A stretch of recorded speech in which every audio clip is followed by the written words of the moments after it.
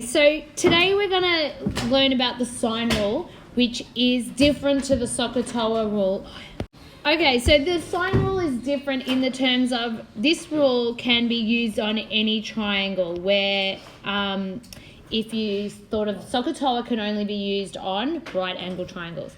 So what you're going to do is you get a triangle, and we're going to label, for all these new rules, we're going to label the vertex or the corners, whichever ones you want to call it, with a capital letter. So you can see we've labeled them A, B, C, okay? So that when they talk about the capital letter, they're actually talking about the angle in there, okay? So that's angle A.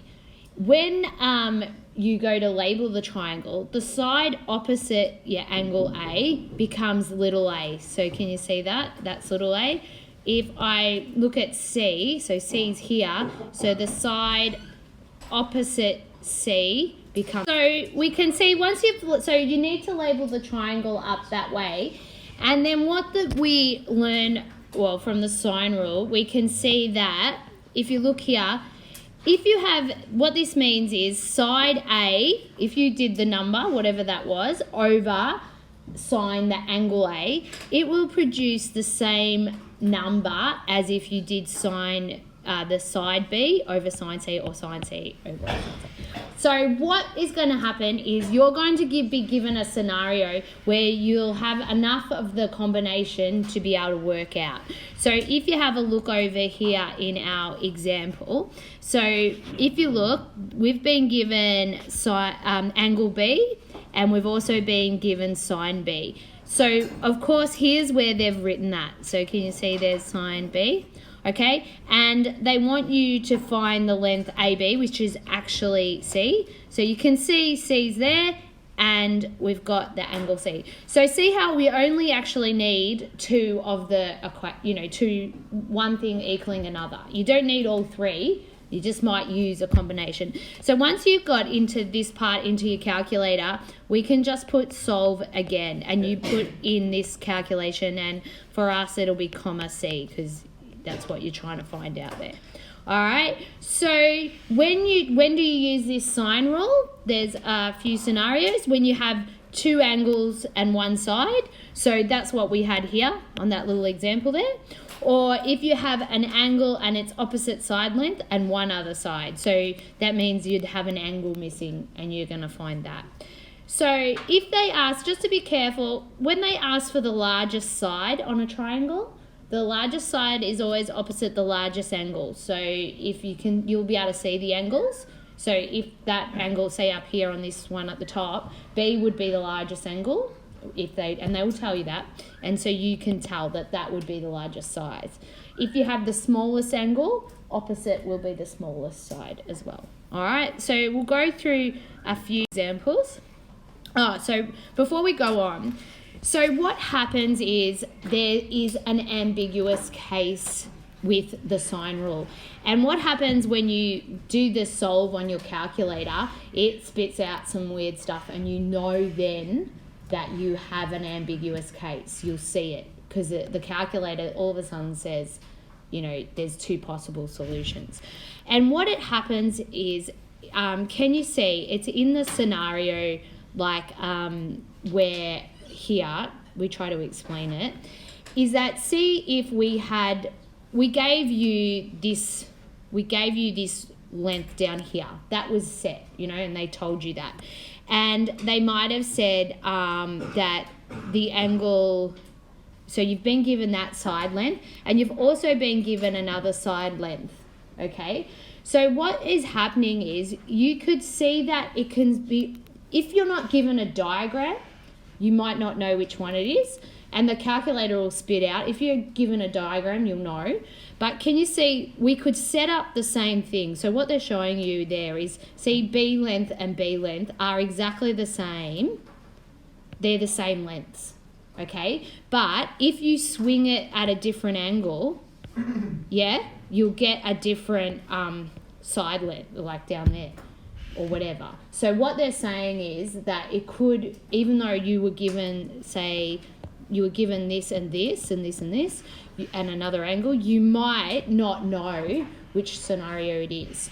So what happens when you do it in your calculator? So say you go solve and you've got your setup here, whatever your two ones are, and you've got sine whatever, and it'll be when you're finding an angle. So one of these will be unknown, okay? So when you find it, the calculator spits out something funny and you see that you get two answers. That means you'll know you're doing an ambiguous case. So the way to solve that is you put nsolve up here, and what nsolve will do, it will give you, so nsolve will give you the smaller option angle. So in this case, like over here, it would give 70.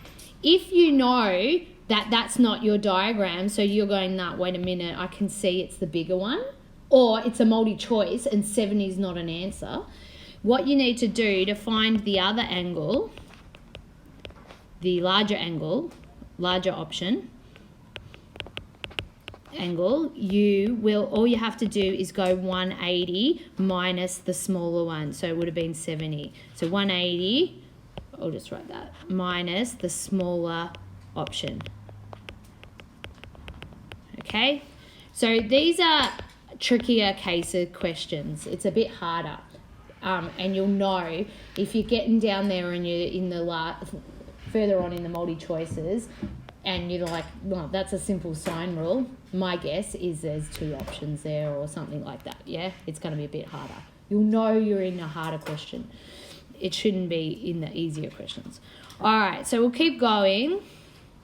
I'll just pause. So here's an example. I think, bear with me, I haven't done this one for a while, but I think it's an example of an ambiguous case. So the triangle ABC, so you got, if we just draw it, ABC, has one side AB is 4 centimetres and one side length BC is 7 centimetres. Okay, and the angle ACB is 26, so that means that is 26 degrees. Now, can you see, like, I could have it swung like that, it could look like this, or it doesn't really matter. You could still have the 7 and the 4 and the 26. It just means like the line could be a lot bigger and we can produce a different, and that can still be 4 and that could still be 7 and you get a different answer. So which of the following angles, correct to the nearest degree, could not, so they're saying could not be an angle of triangle ABC. So what we're going to do is we're going to look, well, we have two sides and an angle, so it means we could probably use our sine rule. So if we load it up, and I'll show you, so we've got C, this is side C, this is side B, and this is side A. So if I go to work out, I'm going to work out another angle. So I might use, what have I got? I've got both C and I've got A, so I'm going to work out this angle here. So I'm going to go A over sine A equals the one I've got, C over sine C. And then I'll transfer that into the numbers. So I've got 7 over sine, that's what I want to know, equals, let's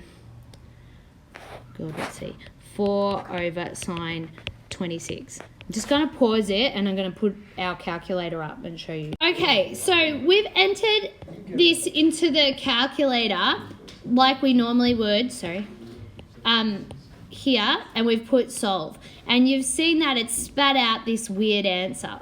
So we now know that we should really put an n. If we put n in front of it, it's going to give us the smaller option answer. So the smaller option is, so at A, it could be 50 degrees, okay? So, and then the other option